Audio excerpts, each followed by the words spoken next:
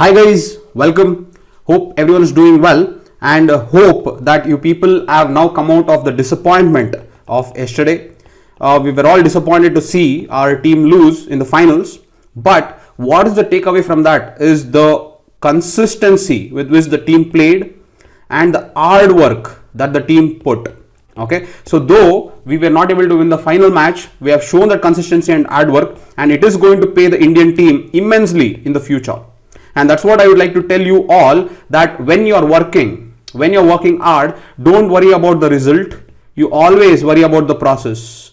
You just make sure that you put in your hard work and you are consistent in putting in your hard work, and the nature will make sure that you are successful. Okay, what is the definition of success? The nature knows better than you do. So you don't try to decide what is your success. Let the nature decide what is your success. Your aim is only to focus on the process. So I hope with that learning exercise, let us now start learning in the news in 30 minutes. Let us read some of the important issues of the 20th November 2023. Before we get there, we should know that yesterday was Sunday, so there was no news in 30 minutes. However, November 19th was World Remembrance Day. World Remembrance Day of road traffic victims. It is a very unfortunate thing, but road traffic victims are increasing at an unprecedented rate in the world as well as in India. And almost 3 lakh people die due to road accidents in India. And unfortunately, this is almost 1 in 4. Okay, so 1 in 4 people actually will succumb to the road accidents.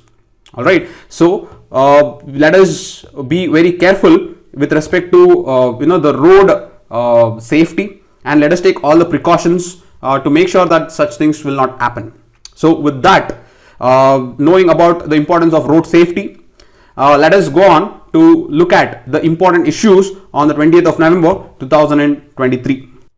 The first is India bound cargo ship seized by Houthis in Red Sea, says Israel. So there are two variables here. Who are these Houthis and where is this Red Sea and why is it so significant? Okay, as you can see, the vessel has been in Corfez, Turkey, and was on its way to Pipavav, India at the time of seizure reported by Israel. Okay, so Corfez is a place in news, so you should have an idea where it is.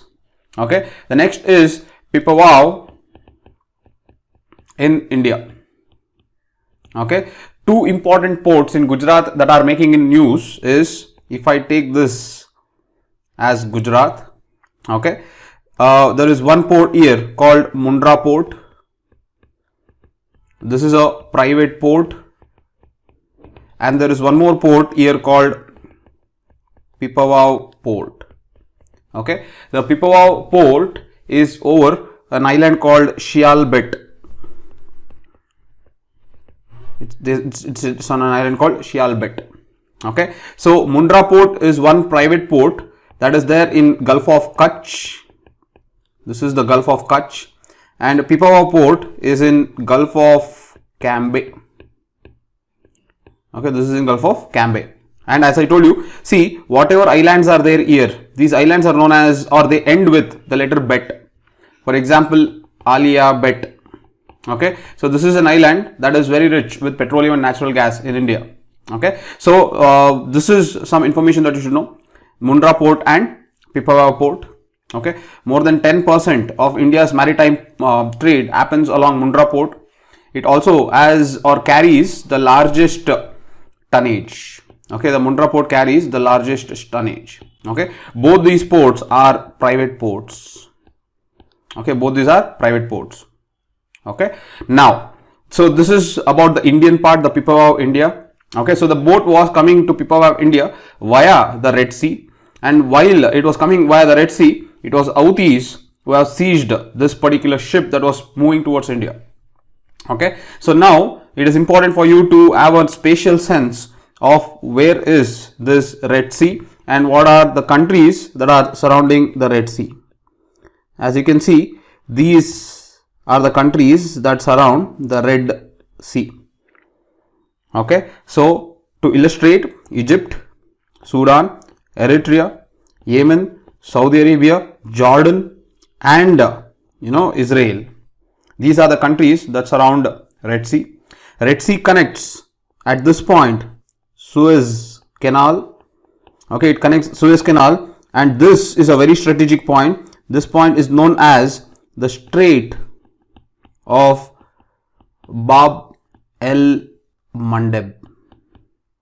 Okay, so these are the two important straits that you have to remember. So Red Sea will connect Suez Canal in the north to the Strait of Bab el Mandeb in the south. Okay, I can say that. I can also say Red Sea separates Africa from Saudi Arabia, or it separates Africa from Gulf of Arabia.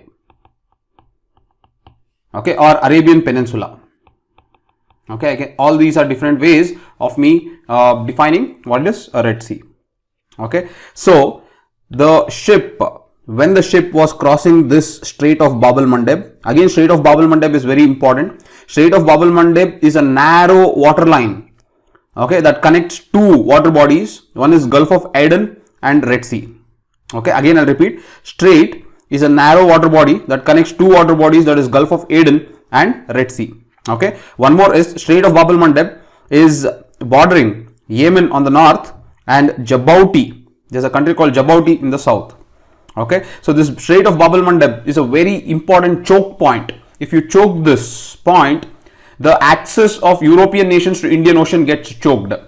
It is as important as Malacca Strait in the Southeast Asian nation. Okay, the Indonesia, Singapore, there's a strait called Malacca Strait.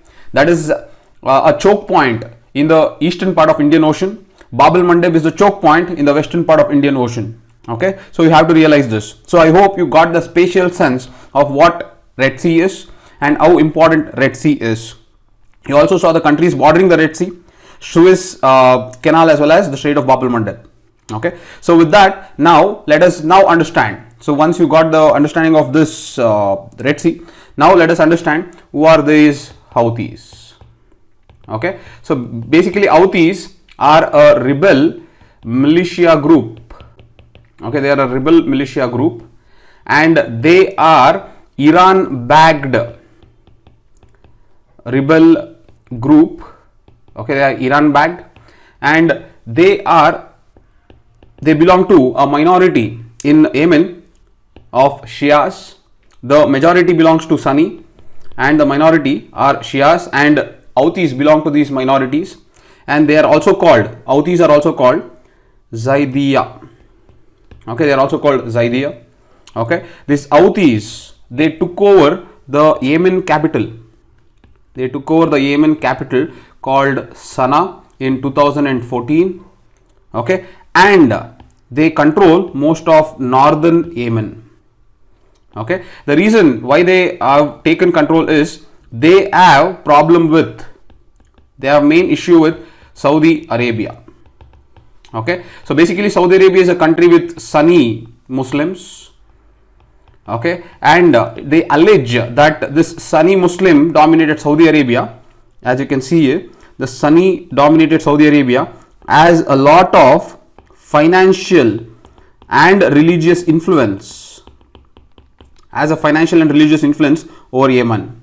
Okay, so it controls Yemen financially and religiously. As you know, even Yemen, the dominant population is Sunni. So as a minority force, they have felt threatened, and now they have rebelled and currently are controlling the capital of Yemen, that is Sana'a. Okay, so this is the update about who are Houthis. So Houthis are basically supported by Hezbollah group. Hezbollah is a militia in Lebanon. Okay, and also supported by Hamas. That is why they have seized the ship as a reaction to the war happening in Gaza by Israel. Okay, since they support Hamas and Hezbollah, they have seized the ship on their behalf. Okay, that is another information. And also the port, the Yemen port where they have seized this ship, that Yemen port's name is Hodeida. Okay, Hodeida. As you know, these places becomes very important. They can just ask you this, just the area in conflict and give the name of this name, and you should be able to identify the country. So please make a note of these names. Okay, so the port where it was, the ship was seized was known as Odida. Okay, so these are some information that you have to extract from this news. India bound cargo ship seized by Houthis in Red Sea. Okay, so I hope this was information is helpful, and this is mainly an information, such informations are mainly helpful from prelims perspective. Okay, rather than mains perspective, it is mainly helpful from prelims perspective. Okay, so with that, let us go on to the next issue of the day. The next issue is a very interesting analysis. The author has given a very interesting analysis. Okay, why should India invest in mining? Okay, the author talks in two parts.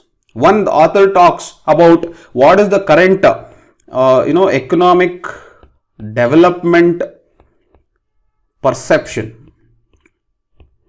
Okay, the author talks about the economic development perception, and the second, the author talks about the importance of critical minerals.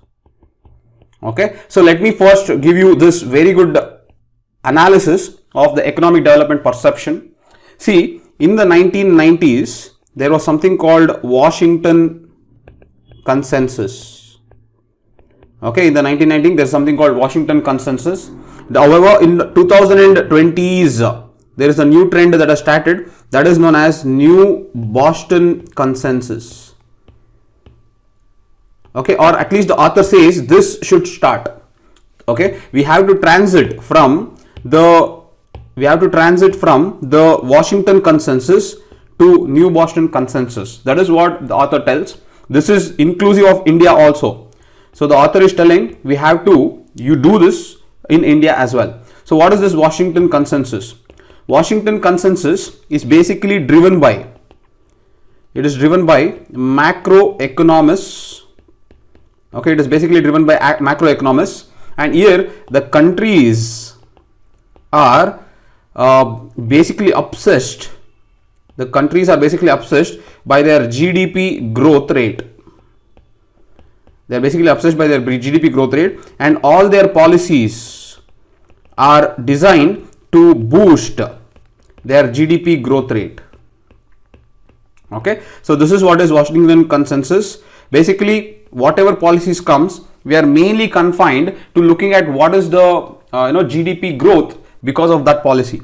Okay, but what you should know is GDP does not promise development. GDP is not equitable in sharing of resources. GDP is not all inclusive. GDP has its own drawbacks. So these are some of the analysis that you should know.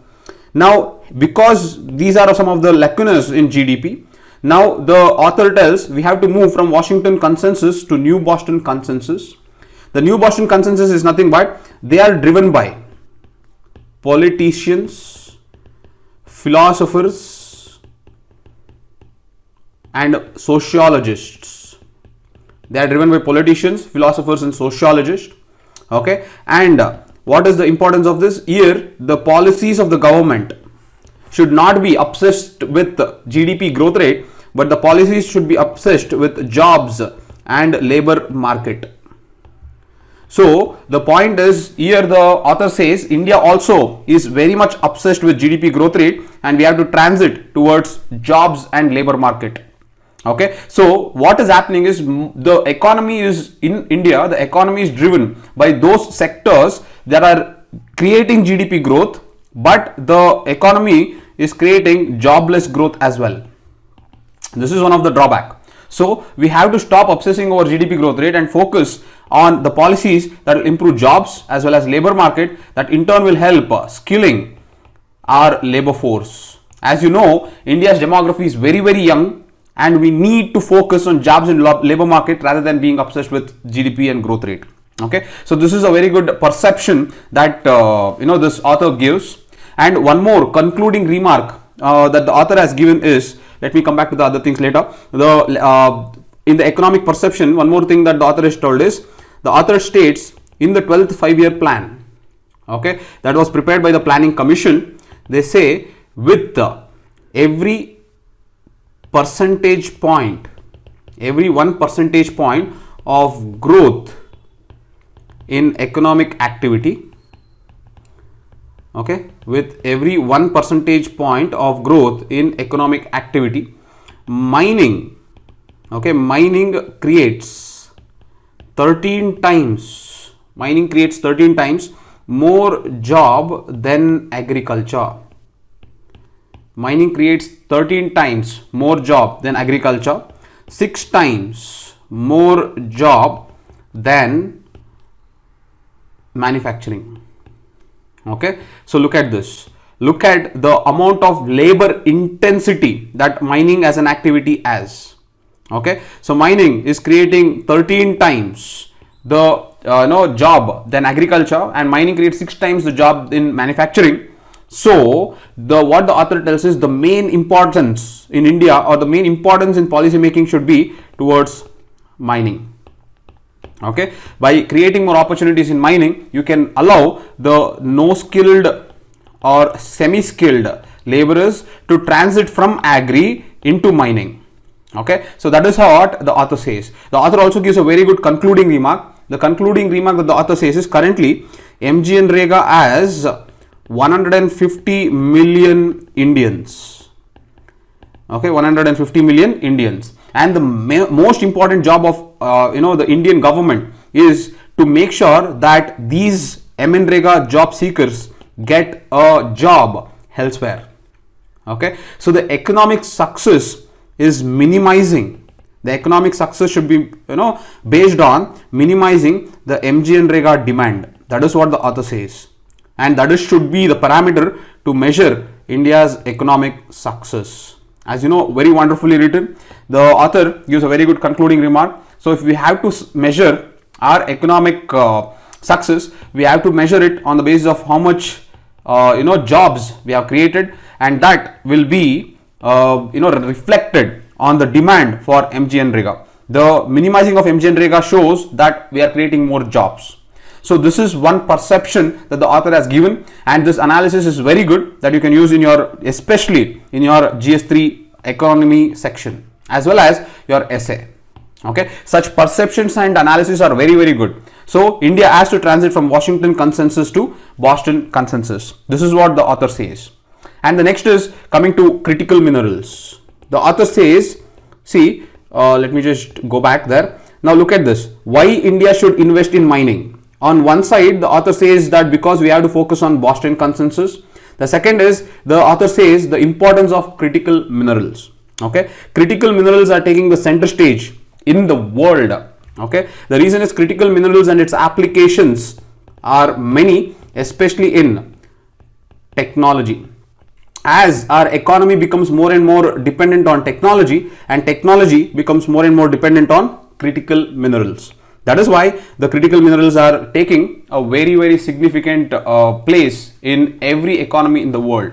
The author says that currently there is a global critical mineral race. There is a global critical mineral race, and this race is amongst countries such as Indonesia, Democratic Republic of Congo, then you have Australia, and also now you have Afghanistan. It is recently in the Washington Post, they have told that Afghanistan, in the Washington Post they have told Afghanistan can be the Saudi Arabia. Afghanistan can be the Saudi Arabia of lithium. Just like how Saudi Arabia is so crucial for petroleum and natural gas, Afghanistan can take the center stage when it comes to lithium.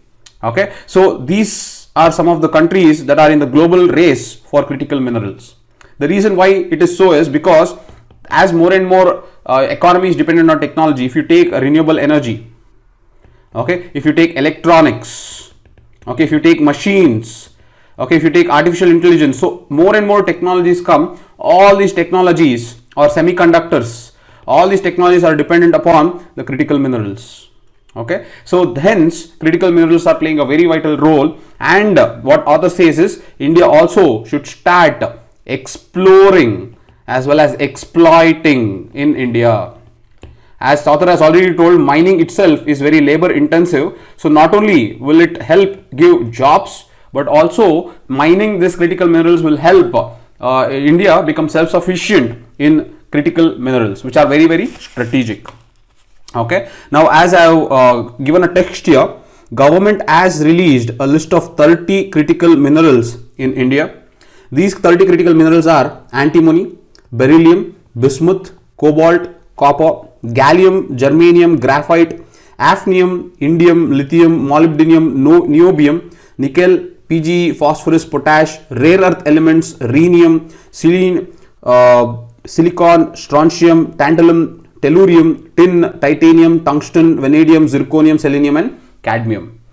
Yes, you have to be familiar with these names. You don't have to buy out these names, but you have to be familiar.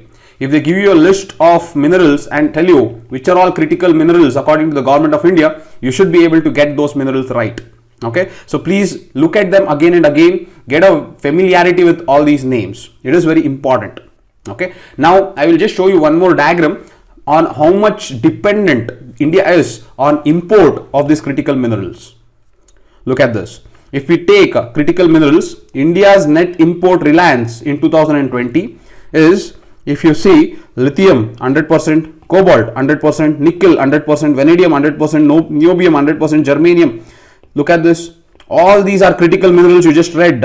Okay, all these are critical minerals you just read, and all these we are almost dependent 100% on other nations. Look at all these nations. We are dependent on all these nations amongst them. Okay, so now apart from that, you have zirconium 80%, graphite 60, manganese 50. Okay, so these are some of the important critical minerals that you have to remember. All right, and you should also remember the names.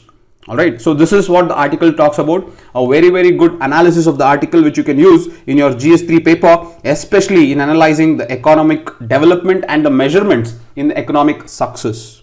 Okay, so this is about this article. Let us go to the next article.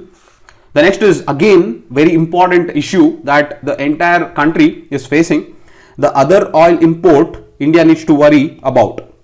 We know that we are highly dependent on the import of petroleum and natural gas. So what is this other oil import? That is what is the vegetable oils. Okay, the article is talking about the vegetable oils.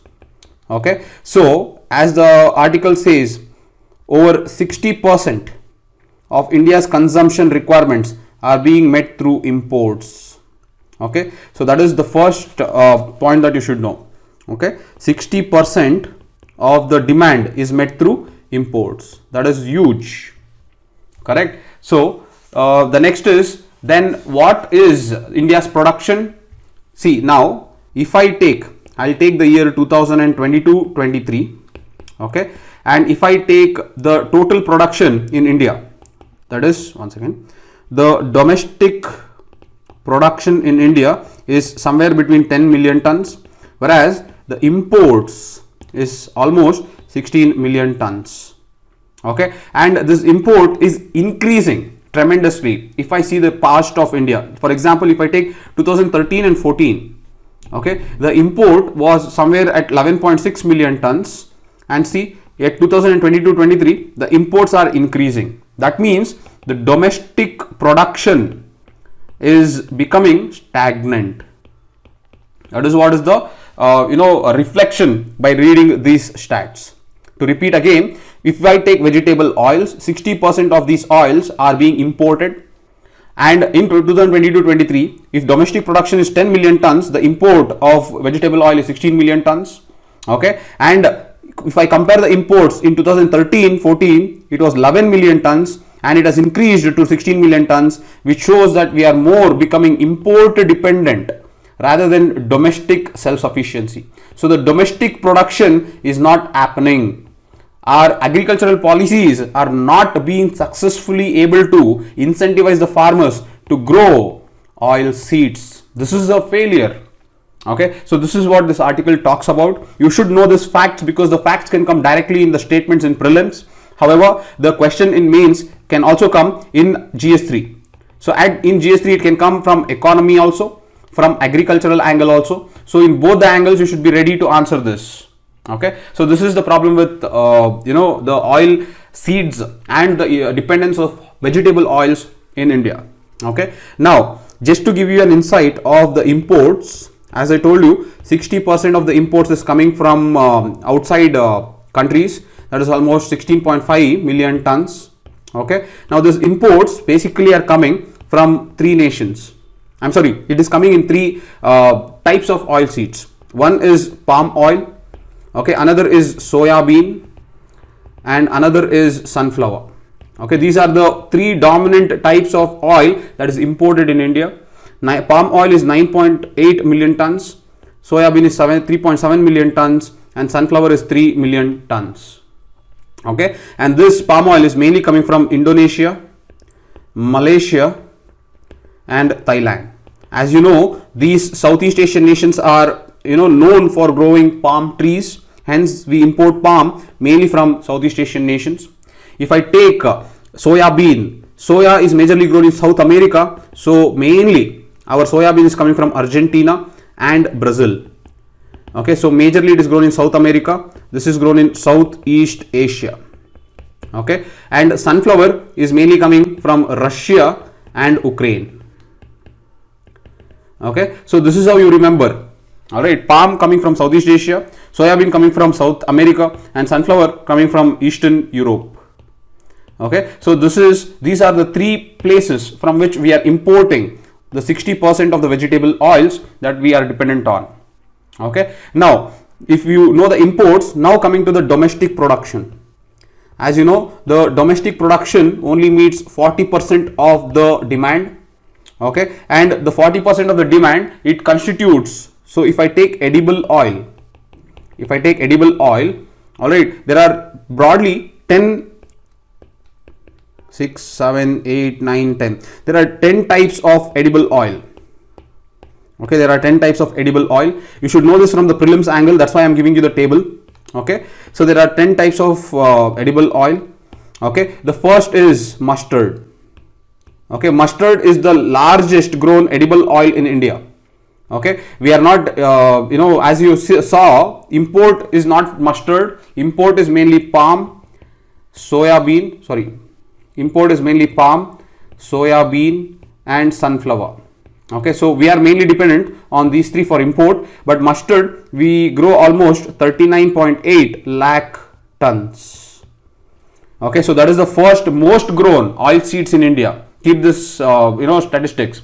Okay, I am writing from 1 to 10 on the basis of, if I go like this, on the basis of production.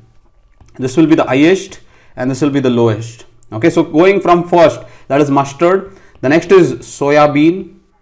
We have around 18.5 lakh tons. Okay, the next is cotton seed. Okay, this is again 12.4. Okay, 12.4. And then there is rice bran, that is outer covering of rice that is used to create oil seeds. Then you have groundnut. Okay, this is again 9.9. Then you have copra or coconut. This is 3.9. Again you have palm. This is grown very less in India, 3.5. Then you have maize germ. By splitting the maize crop, you get a type of germ. With that they create the oil seeds, that's 1.5. The last is sesame. This is around 1.06, and the last is sunflower. Okay, sunflower is also very less, 1.05. So all in all, around 10 million tons of oil seeds are produced in India. This only suffices to 40% of the total demand. Okay, but overall you got to know what are the different oil seeds that are grown in India. Okay, and we have to increase our oil seed production. Okay, amongst all the oil seeds that I've shown, these two, rice bran and maize germ, these are seeing tremendous rise. Okay, the reason is because they are new processing technologies that are allowing us to create oil seeds from the husk of the rice as well as the germ of the maize. Okay, this technology will allow us to process the oil seeds from the husk of the rice and germ of the maize. That's why we are seeing rise in rice bran and maize germ. But all the others, though there is rise, the rise is very small. Okay, the rise is very small. Okay, and the domestic production is more or less stagnating. It is not increased tremendously. All right, so this is some of the information that you should have regarding edible oil in India. So the author says that this should not go on to become another headache that we have like petroleum. It should not become the other oil. So that is what the author is warning here. Okay, so I hope you got the issue of this edible oil. Okay, the next issue is, what is this BDS movement led by Palestinian groups against Israel? Okay, as the name suggests, what is this BDS movement? BDS movement means boycott, divestment and sanctions. Okay, boycott, divestments and sanctions. Okay, so this movement was started this movement was started in 2005. It has more than 170 Palestine groups. Okay, and they are trying to get or garner international support. Okay, they want to garner international support for Palestinian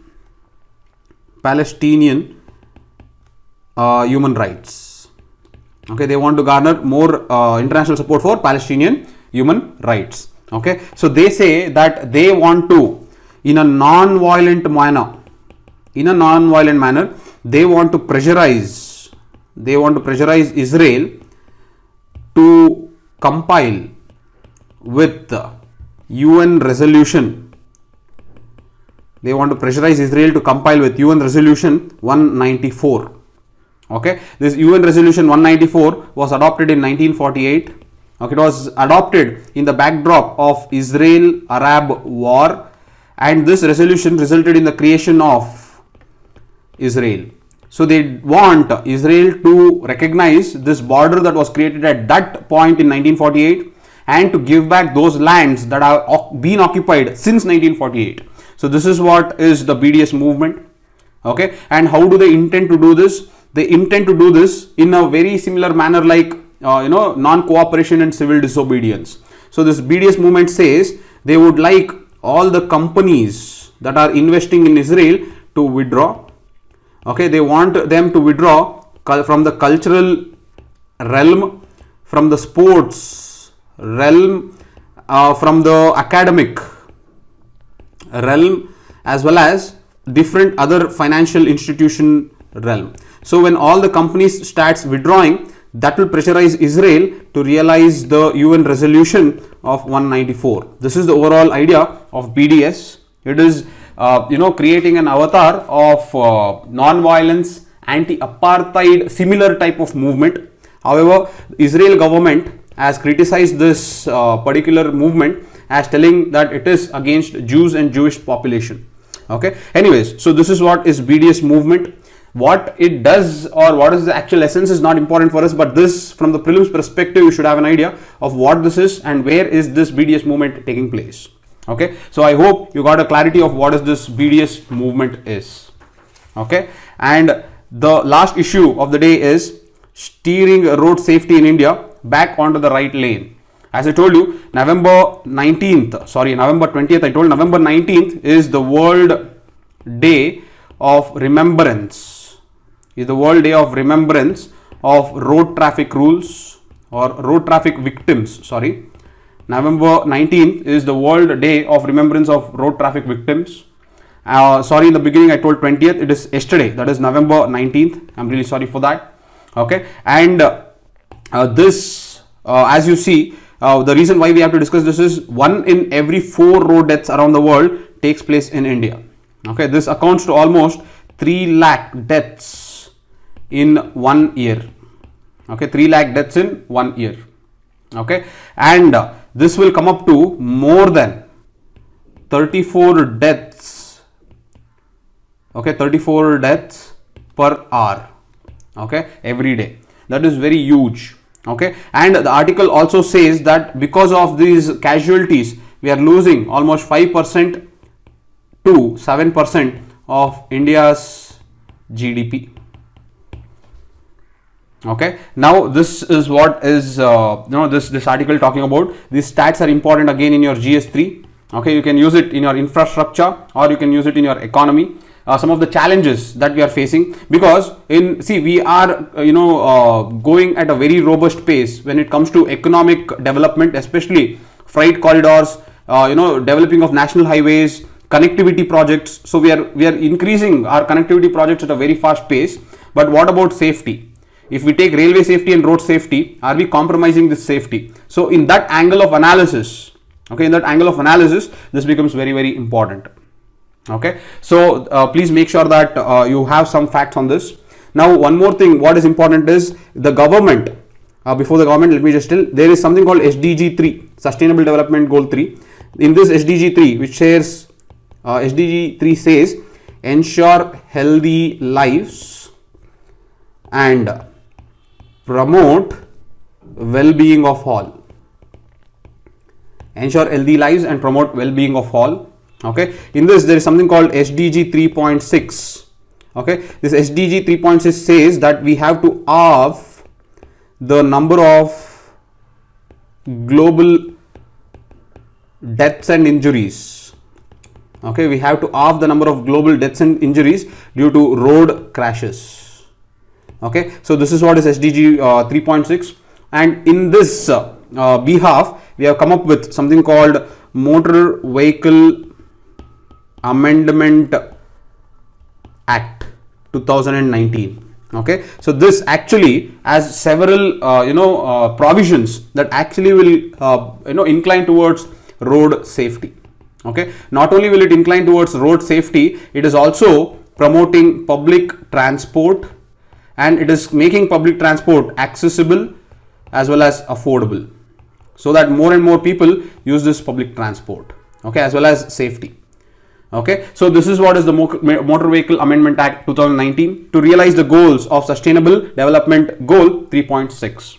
Okay, in this behalf we have come up with the legislation, but the question remains of the implementation. We have to make sure that we implement our laws to its proper spirit. Okay, so I hope you understood that the last article regarding road safety. Okay, so these are some of the important issues of the day. I hope it is helping you in your preparation. Tomorrow we will be releasing episode 2 of the Thinkers and Theories series. Please look at it, enjoy it, make a note of it, and apply this in your answer writing. Apply this in your analysis of issues. Only then it will be helpful. As I told you, these thinkers are helpful from GS1 to GS4 as well as your essay. Need not confine it to only one paper. Okay, so make use of it. Please comment in the comment section to tell us for any type of suggestions that we can include in our next upcoming videos. Okay, with that, I will see you tomorrow, guys. Thank you for all the love and support. Please make sure that you like, share and subscribe. I'll see you tomorrow, guys. Bye.